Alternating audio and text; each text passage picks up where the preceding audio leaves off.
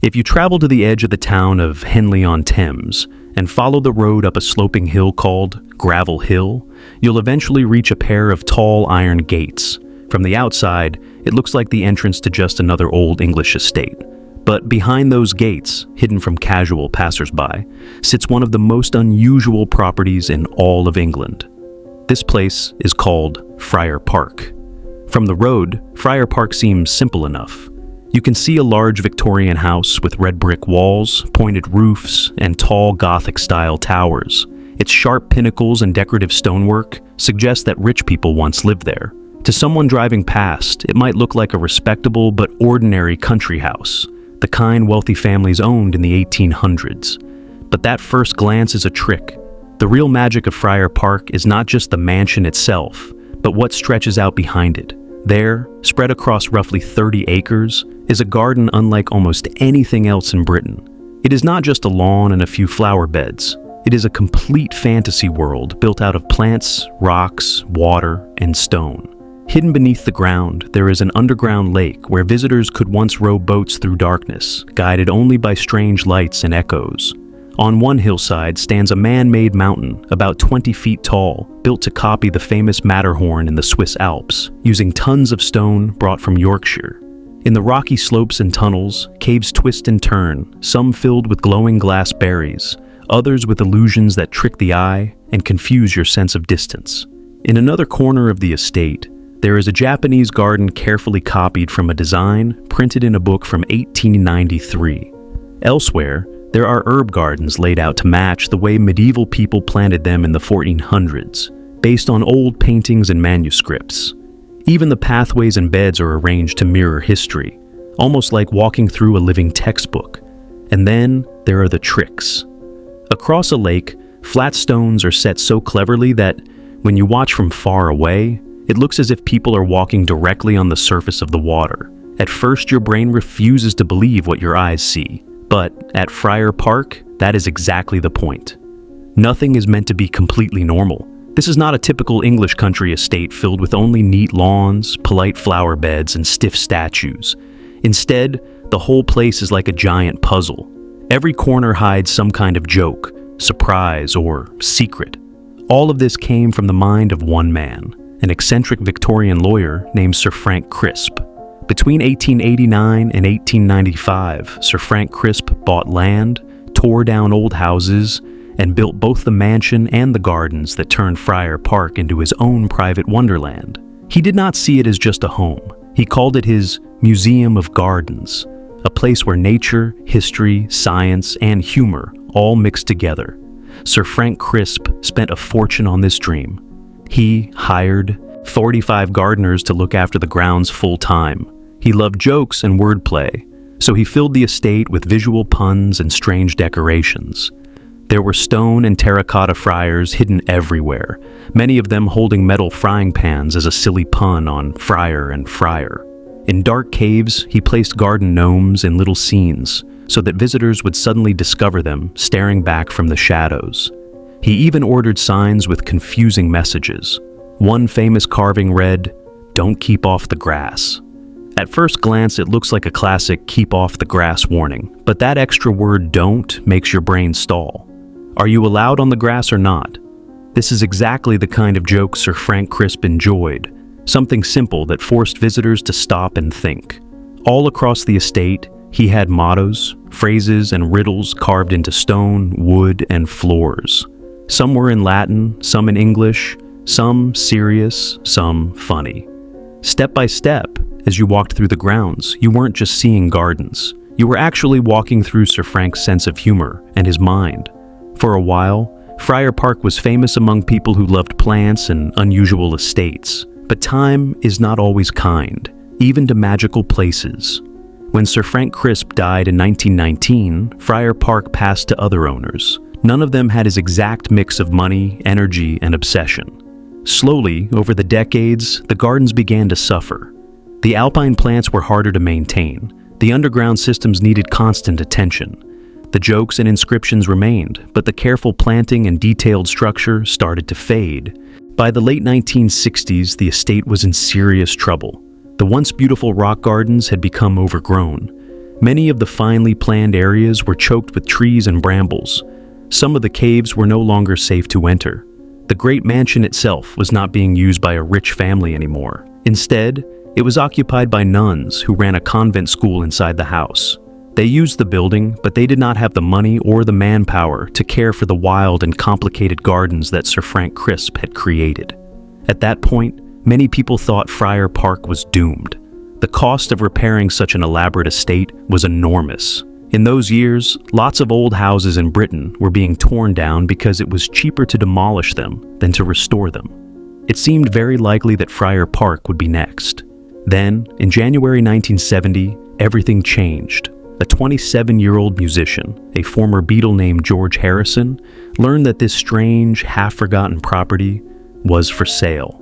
While the other Beatles were drifting apart and their world was shifting, George Harrison was looking for a place of his own, somewhere private where he could live, work, and create music away from the noise of fame. He bought Friar Park for $140,000, a large amount at the time, but still a bargain for such a huge estate.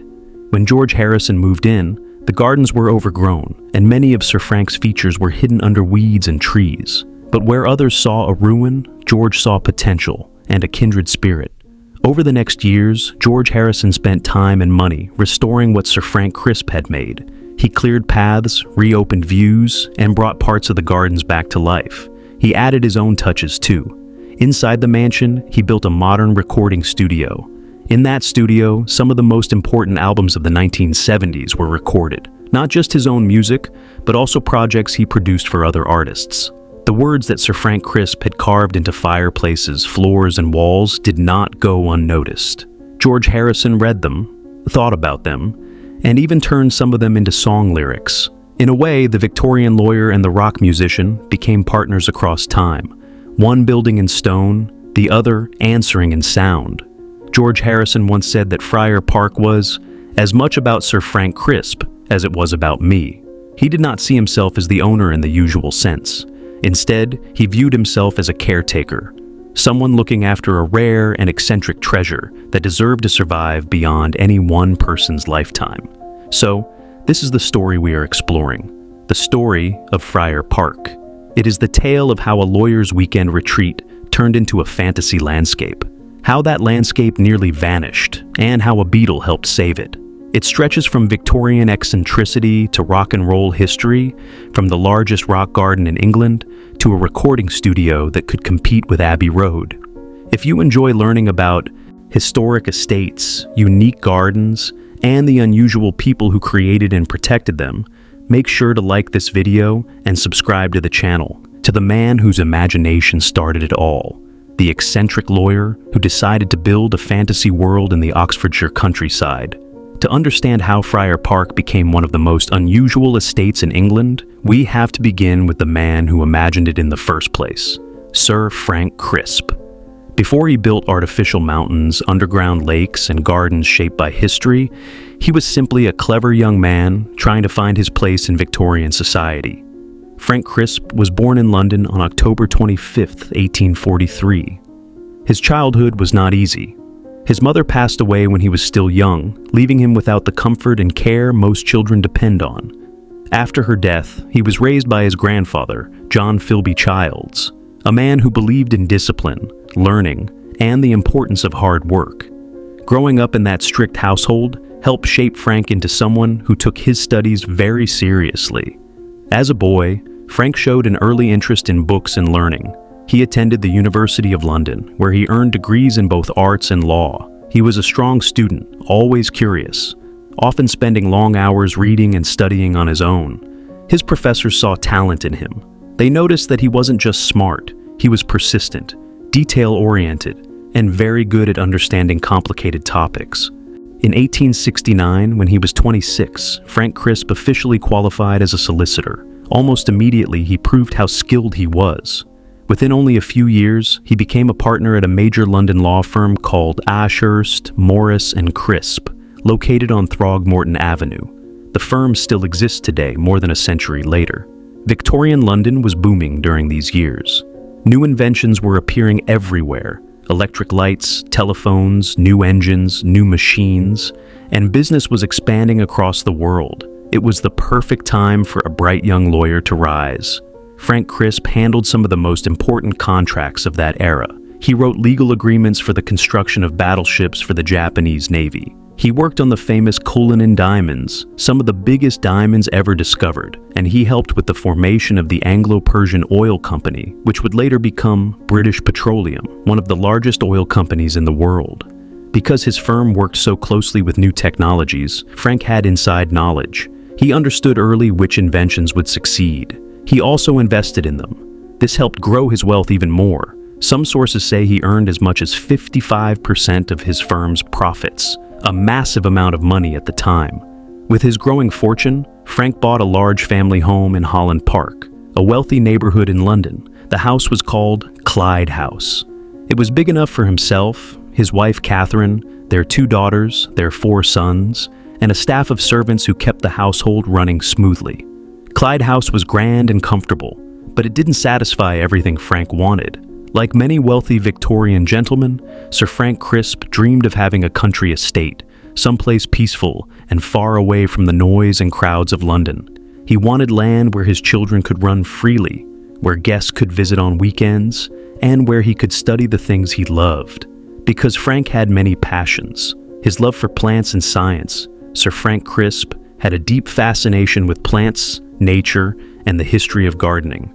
He joined the Linnaean Society, a respected organization focused on natural history, evolution, and plant studies.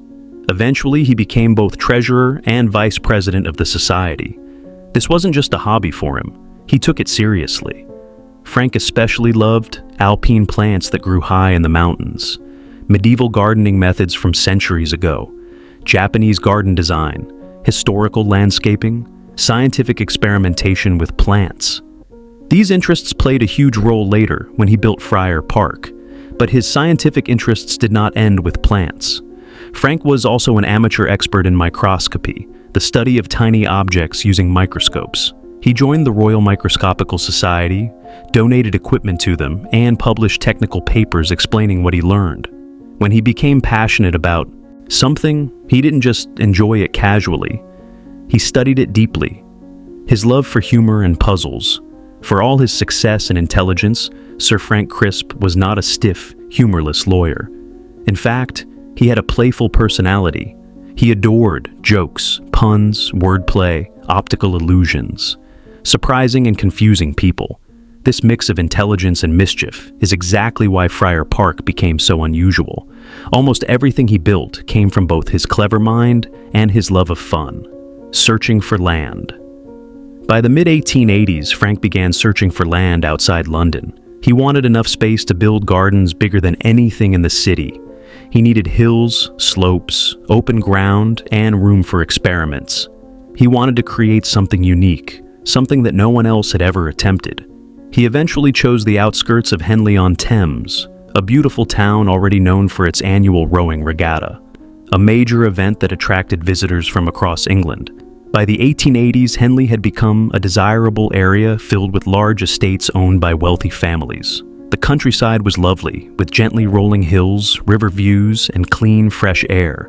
This was exactly what Sir Frank Crisp was looking for. In 1889, he began buying land on the western edge of Henley. The property he purchased was actually 2 smaller estates, one called Friar's Field and the other called Friar Park. Each estate had its own house and driveway, but neither house met Frank's expectations. He didn't want to renovate someone else's design. He wanted to build something entirely his own. So, he ordered both houses torn down. He kept the name Friar Park for the whole property, even though the word friar had no religious connection to the people who originally owned it. But Frank liked the sound of the name, and it gave him the perfect excuse to decorate his future estate with funny friar statues, carvings, and puns. Between the 2 properties, he had around 30 acres, enough for the ambitious project forming in his imagination. Planning the estate. Sir Frank Crisp hired one of the best landscape designers of the Victorian era, Henry Ernest Milner, to help shape the grounds. Milner understood large-scale gardens, long driveways, and dramatic approaches. He knew how to turn slopes, hills, and valleys into beautiful scenes that changed as visitors walked through them. But Frank didn't want a regular estate. He wanted medieval gardens based on 15th century manuscripts, Japanese gardens based on real Japanese designs, alpine rock gardens with plants from high mountain regions, water features that created illusions, underground caves full of surprises, sculptures and inscriptions hidden everywhere. So, while Milner handled the technical design, Frank Crisp remained deeply involved in every detail. He made sure every garden theme was historically accurate. He personally chose many of the plants and rocks. He approved every carving, every pathway, and every joke hidden in stone. For Frank, this wasn't just landscaping, it was storytelling. It was art. It was a living museum. By 1900, Sir Frank Crisp had spent what today would be the equivalent of $20 million on building his dream estate. And he wasn't finished yet. He was just getting started. Building a fantasy estate. By the late 1880s, Sir Frank Crisp had the land he wanted, the ideas he loved, and the resources to bring his imagination to life. Now, it was time to build the actual estate, a place that would combine everything he cared about: history, science, gardening, humor, and surprise. To begin, he needed a strong framework. That meant designing the roads, shaping the land, and building the structures that would anchor the whole property. The first major decision he made was to keep the name Friar Park for the entire estate. Even though the name originally came from the previous owner's family, it happened to fit perfectly with the playful world Frank wanted to create. Since a friar is a kind of monk, he immediately turned that into a running theme. Even before the gardens were finished, he had already chosen to fill the property with carved friars, painted friars, stone friars, and funny friars holding frying pans. The entire place would revolve around this humorous identity. As soon as the two older houses were demolished, Frank brought in Henry Ernest Milner, one of the most respected landscape designers of the Victorian era. Milner was known for carefully planned estates with grand entrances, long paths, dramatic reveals, and natural-looking plantings. But Friar Park was not like the usual landscape projects Milner worked on. Most clients asked him to create simple, attractive gardens. Frank asked him to build an entire world. Before anything else, Milner focused on shaping the land. The estate sloped downward from west to east, which gave Frank an exciting opportunity. From the high western end, you could see across the whole valley and over the town of Henley. The natural shape of the land meant that the house could sit like a lookout, watching over everything below. Milner designed a long, winding driveway, almost a quarter mile in length, that started at the main gate and slowly curved up toward the house. This driveway wasn't meant to be straightforward. It was meant to tease visitors, to show them small glimpses of gardens and water features, while hiding the biggest surprises until the right moment. When guests arrived at Friar Park, they would never see everything at once. They would see small hints around each bend. Only after passing through shifting scenery would the mansion finally appear at the top of the rise. While Milner handled the overall shape of the land, Sir Frank Crisp focused on the details of the themed gardens. He spent countless hours studying rare books and old illustrations so he could recreate gardens exactly as they appeared centuries earlier. If he read about a medieval herb garden in a manuscript from the 1400s, he wanted one just like it. If he saw a Japanese landscape plan in a newly published study from Tokyo, he wanted to match it perfectly. His goal was not simply to make something pretty. He wanted each garden to be historically correct. Frank began planning which styles he wanted and where each section should go. One part of the estate would become a medieval garden, carefully arranged with raised beds and ancient plants once used for food and medicine. Another part would become an Elizabethan garden, inspired by the early years of the English Renaissance.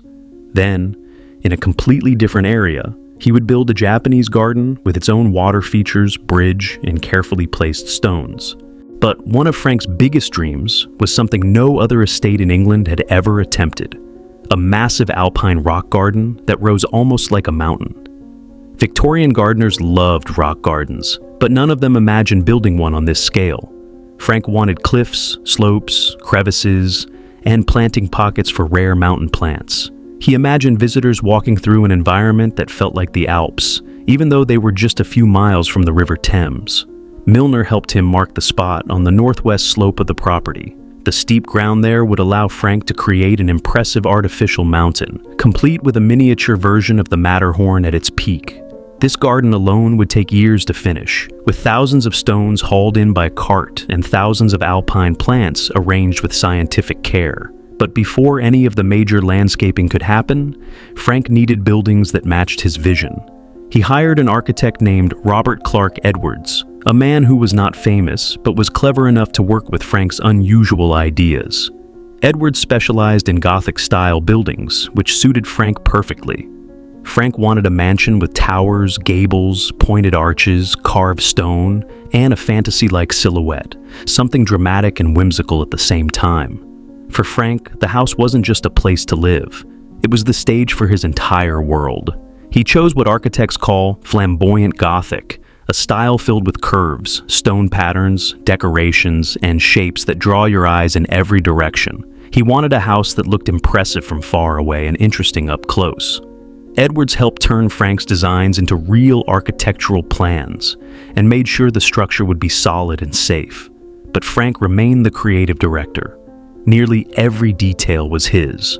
Before the mansion could be started, Frank built 3 gate lodges, one at the main entrance, one farther down the southern border, and one near the back of the estate. These lodges weren't simple cottages. They were highly decorated buildings with steep roofs, fancy brickwork, tall chimneys, carved stone, and Gothic windows. Many visitors later mistook the largest gate lodge for the main house because it was so impressive. The head gardener, Philip Knowles, lived in the lower lodge. His job was essential. He managed the 45 gardeners who worked full-time to maintain Frank's growing masterpiece. Even early in the project, Frank understood that his estate would require an enormous staff. Every garden, from alpine plants to Japanese trees to antique roses, needed experts who understood the right techniques for each style.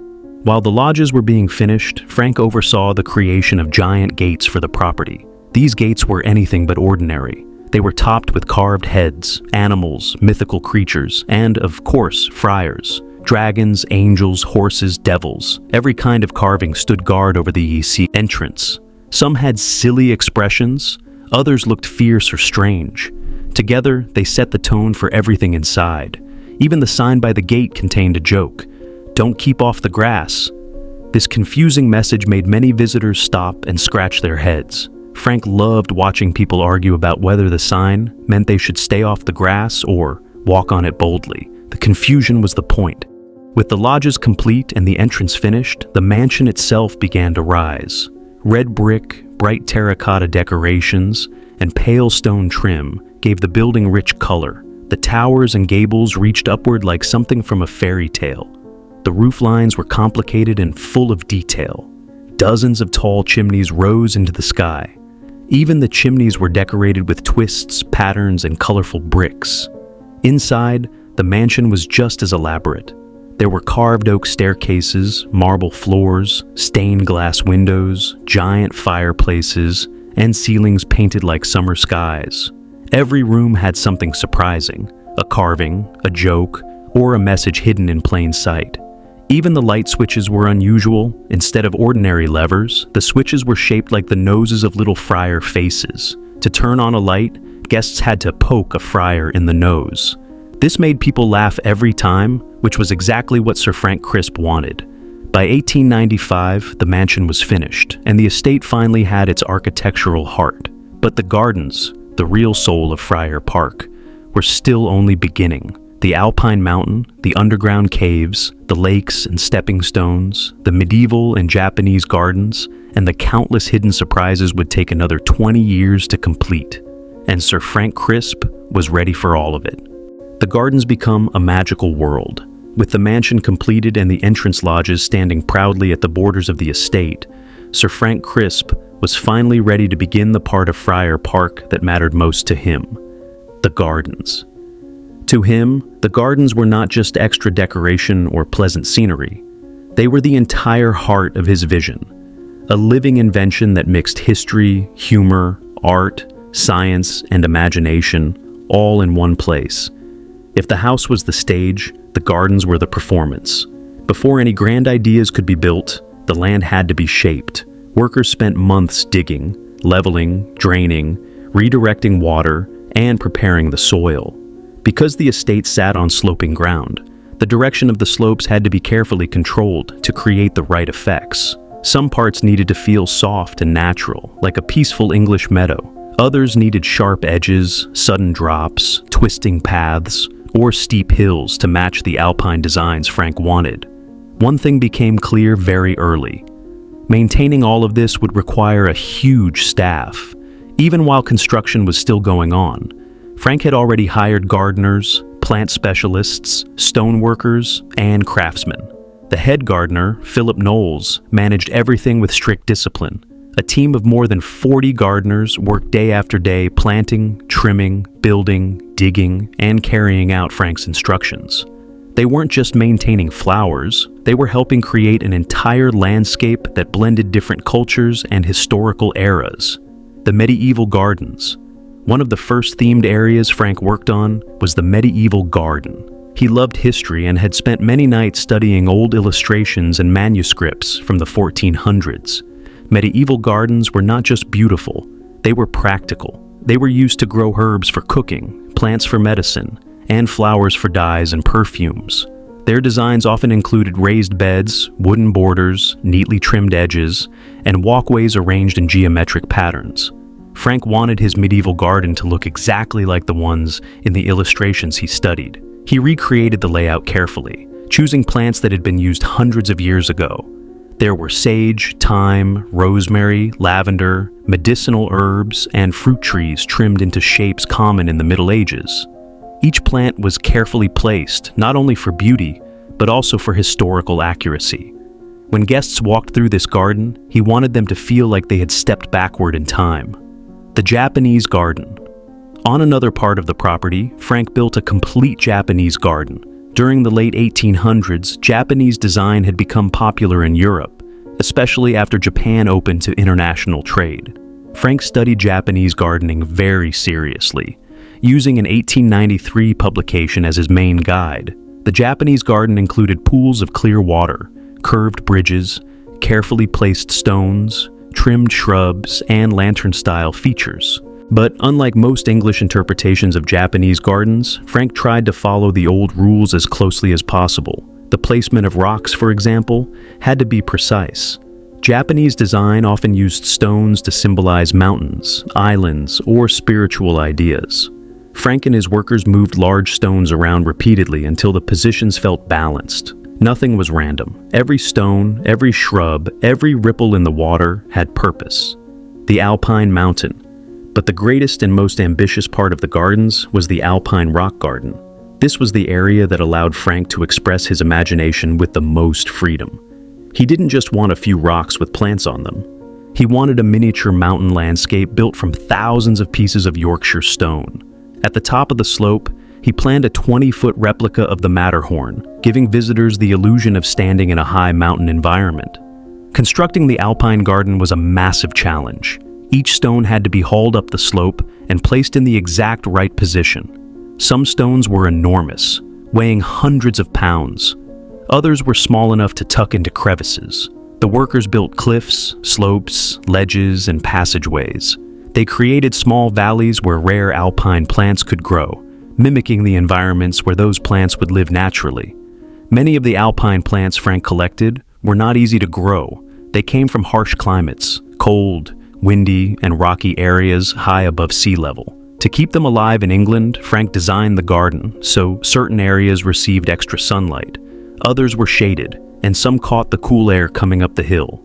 He used scientific methods to understand how temperature, moisture, and soil would affect the plants. Every detail of the Alpine Mountain was carefully controlled. Visitors were astonished by this creation. It was the largest alpine garden in the entire country. No one had ever built anything like it before. To walk through the rocky paths was to feel transported to a completely different landscape far from southern England. The underground lake, as if above-ground wonders were not enough, Frank also wanted something extraordinary beneath the gardens. He designed an underground lake, an artificial cavern filled with water that guests could explore in small boats. The lake was reached through a tunnel that opened into a system of caves. Some parts were dimly lit. Others used reflective surfaces to create tricks of light. Some areas were decorated with glowing glass berries that shimmered in the darkness. When people rowed boats through the underground lake, the sound of water echoed against the stone walls. It was both mysterious and magical, an experience that felt more like an adventure story than a garden visit. Pathways that play tricks on the mind, Frank's love of humor and illusions appeared everywhere. One of his simplest tricks became one of his most famous. At the edge of one lake, he placed flat stepping stones spaced just far enough apart that someone walking across them looked from a distance, like they were walking directly on the water's surface. Guests who saw this from across the garden would gasp in disbelief. The effect was simple but powerful, exactly the kind of playful surprise Frank enjoyed. In other areas, he built small caves and placed statues or gnomes inside them. A guest walking by might see a strange face staring out from the darkness. Some carvings were funny, others were odd, and some looked almost alive. These surprises gave the garden a sense of exploration. You never knew what might be waiting around the corner: sculptures, inscriptions, and hidden jokes. Frank also filled the garden with carvings, inscriptions, and mottos. Some were wise or meaningful. Others were jokes or riddles. A visitor might read a serious Latin phrase on one wall and then a silly English pun on the next. Many of the inscriptions reflected Frank's personality: clever, playful, curious, and full of dry humor. He wanted guests to smile as they walked through his world. Some messages were carved into stone arches. Others were hidden along paths or placed in corners where only observant guests would spot them. This made the gardens feel interactive, almost like a treasure hunt, a living museum. By the time the gardens neared completion, Friar Park had become a place unlike any other in England. It was not just a private estate. It was a living museum designed by a man whose imagination had no boundaries. It blended nature with fantasy, history with humor, and science with art. Visitors felt as if they were walking through different worlds. One moment in medieval Europe, the next in ancient Japan, then high in the Alps, and finally deep inside mysterious caves. Everything at Friar Park came from Sir Frank Crisp's mind. His creativity shaped every path, every carving, every stone, and every flower. The gardens did not simply surround the house. They told a story that would soon be nearly forgotten, until a very unexpected person rediscovered it decades later.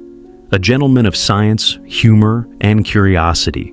By the early 1900s, Sir Frank Crisp had turned Friar Park into a personal laboratory of imagination. But his life wasn't only about gardens and quirky jokes. He was also a respected scientist, a generous supporter of scientific institutions, and a man whose personality blended seriousness with fun in a way very few people could match. To many people in London society, Frank seemed like a man of contradictions. He was a top lawyer who handled some of the most complicated international contracts of the Victorian era, yet he preferred spending time in a garden studying tiny plants. He was a scientific thinker who entered competitions for the best microscope techniques, yet he covered his estate with playful statues of friars holding frying pans. He was wealthy enough to build a mansion with turrets and stained glass windows, yet he laughed at simple jokes carved into stone. To understand how all of these pieces fit together, we need to look at the parts of Frank's life that shaped his mind long before Friar Park was created. His career in science and societies. Even though Frank's main career was in law, he had a deep love for science, especially botany and microscopy.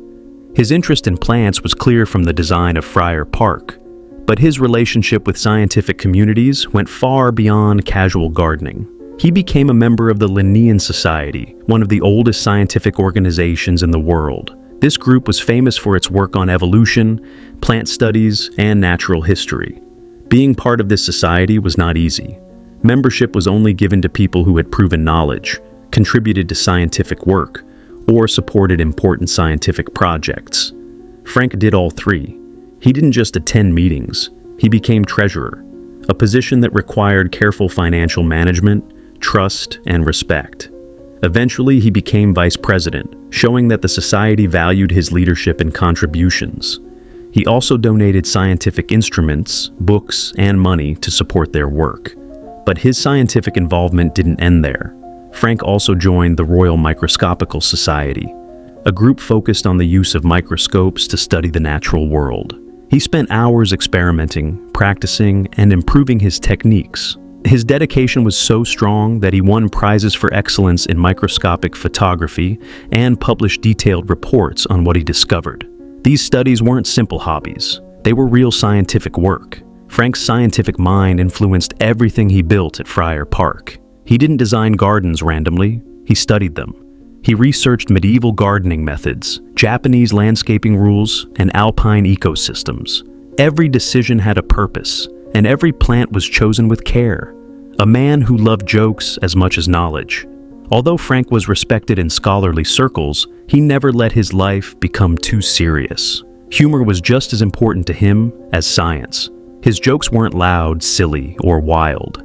Instead, they were clever, subtle, and the type that made people stop for a moment and think. This love of humor shaped Friar Park in a way that made it stand out from other Victorian estates. Most wealthy homes of the time tried to impress guests with strict beauty and rich decoration. Friar Park did that too, but it also made people smile. A guest walking through the grounds might suddenly notice a statue peeking out from behind a rock, or a carved friar grinning from a corner. They might read a strange inscription and wonder if it was wise or if it was simply teasing them. One of the most famous jokes was the "Don't keep off the grass" sign placed near the gates. People would stop and read it again, trying to figure out what it meant. This kind of humor was very much like Frank himself, gentle, confusing in a fun way, and clever enough to spark conversation. Inside the mansion, his humor continued. Light switches shaped like friars' noses required guests to poke them to turn on the lamps. Some rooms had carvings of faces watching from ceiling beams. Even the fireplaces had joking inscriptions. Everywhere you looked, a small surprise waited. These playful touches made Friar Park feel alive. Unlike many grand estates where guests felt they needed to behave in a certain stiff, formal way, Frank's estate encouraged curiosity and laughter. A generous and respected neighbor. Although Frank was wealthy and lived in a grand mansion, he was known as a friendly and generous neighbor in Henley-on-Thames. He did not hide behind the walls of his estate or pretend he was better than everyone around him. Instead, he supported local events, donated to community projects, and welcomed people to explore his gardens. He became famous for hosting the staff of the Linnean Society at annual summer parties. They would walk through the gardens, ride boats through the underground lake, and enjoy outdoor meals while discussing plants, science, and discoveries. These gatherings made Friar Park both a social center and a place of learning. Frank also entertained his legal colleagues, scientists, writers, and friends from London. When guests visited, he personally guided them around the estate, telling stories about the plants, explaining his jokes, or pointing out tiny details they might otherwise miss. Everyone who visited remembered how much he enjoyed showing them the wonders he had created. His excitement was contagious. His children grew up surrounded by creativity, science, and playful surprises. They ran through the gardens, explored the caves, and learned about plants from their father. Friar Park was not only a project for Frank, it was also a family home filled with memories and joy. The peak of Friar Park's glory. By the early 1900s, Friar Park had reached its peak. The mansion was complete. The alpine gardens were thriving. The Japanese garden was perfectly balanced. The medieval areas were detailed and accurate. The underground lake shimmered with mysterious reflections. Guests wandered through stone passageways, grassy meadows, rocky cliffs, and hidden corners full of surprises.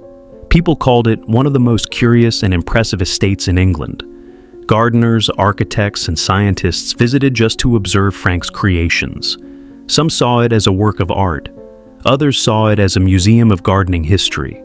And many saw it simply as a magical place. But none of this would last forever. As Frank grew older, he continued to improve the estate, but the world outside was changing. The Victorian era was ending. The First World War would soon reshape England. New generations had different tastes, and maintaining such a complex estate required enormous effort and money. Still, Frank remained dedicated to his dream right until the end of an era. In 1919, Sir Frank Crisp passed away at the age of 75.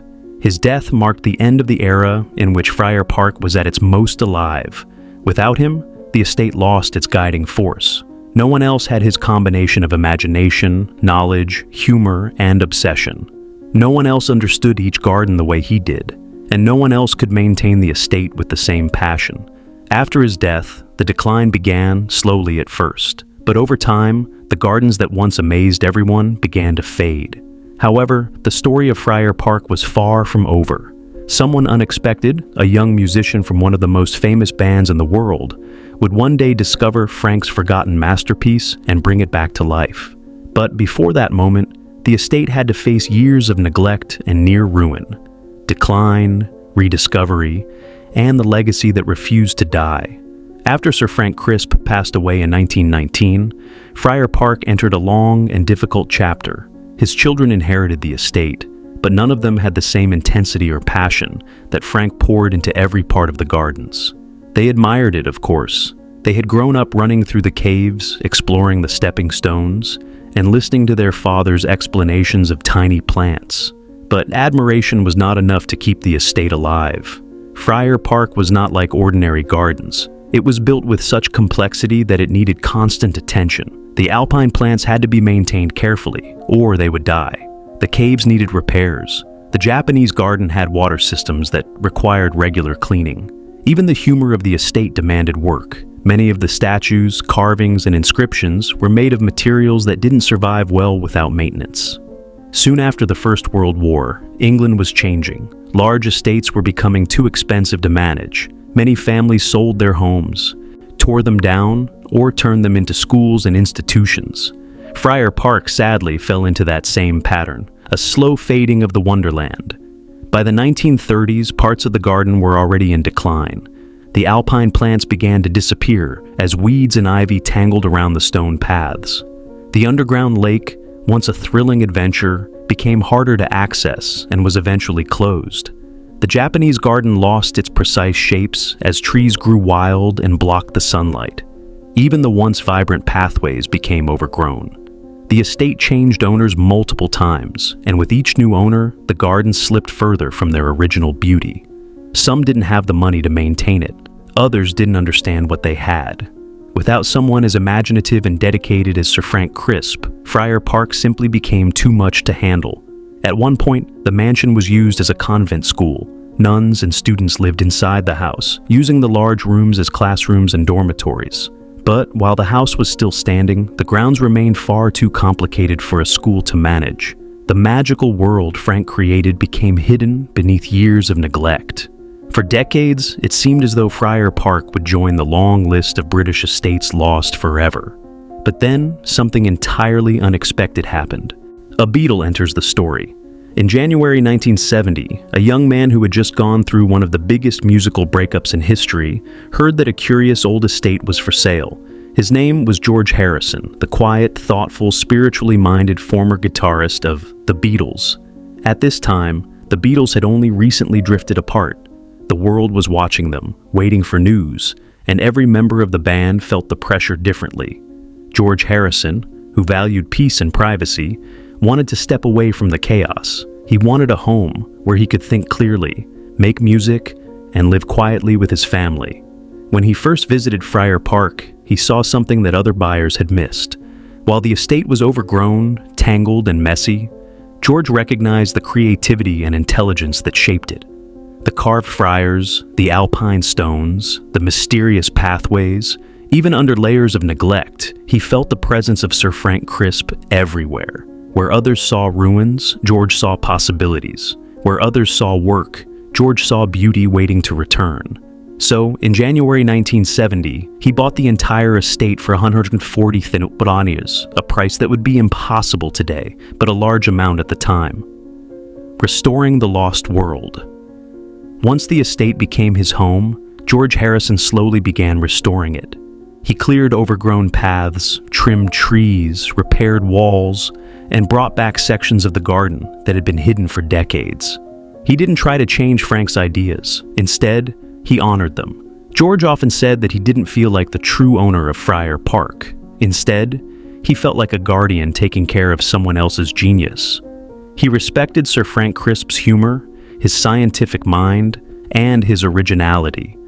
Inside the mansion, George built a modern recording studio, which he named F.B. Shot, Friar Park Studios, Henley-on-Thames. This studio became one of the most important creative spaces of his life. Here, George recorded his critically acclaimed triple album, All Things Must Pass, along with many other solo projects. Friends and musicians visited, and the estate became a peaceful creative retreat for artists who needed space away from public attention. The mansion and studio combined made Friar Park a living bridge between two worlds: the Victorian imagination of Sir Frank Crisp, the musical genius of George Harrison. Crisp's words become Harrison's music. One of the most beautiful connections between the two men came from an inscription Frank had carved into the estate more than 70 years earlier. On one of the stones was written a line that George later used in the song Ballad of Sir Frankie Crisp, and in his album artwork, "Ring out the old, ring in the new, ring out the false, ring in the true." George often walked through the gardens reading Frank's inscriptions, absorbing their humor, wisdom, and spirit. These words made their way into his music, shaping the reflective, peaceful tone he became known for in his solo career.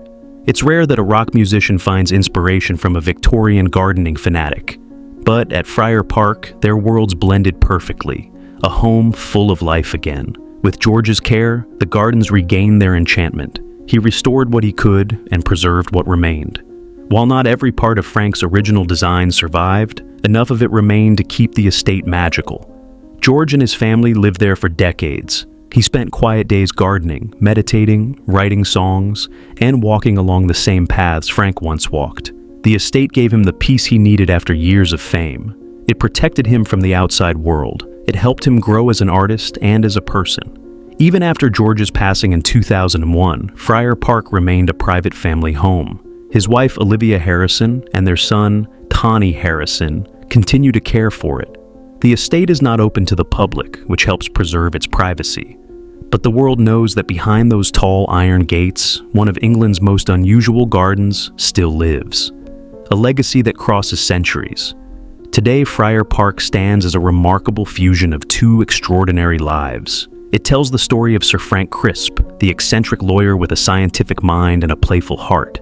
He imagined a world of caves, mountains, illusions, and historical gardens. And then he built it with passion and curiosity.